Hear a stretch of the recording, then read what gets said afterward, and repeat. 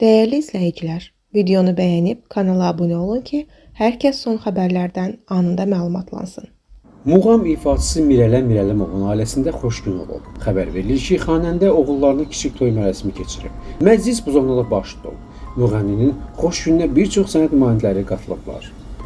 Bəzi hallarda ailə həyatı quran cütlüklər arasında yaş fərqi özünü qabarıq şəkildə göstərir. Xəbər verilir ki, Dövlət Statistika Komitəsindən sayta cavab olaraq bildirilib ki, son 3 ildə 6 nəfər 18-29 yaşlı gəlin, 60 və yuxarı yaşlı bəylə rəsmi nikaha daxil olub.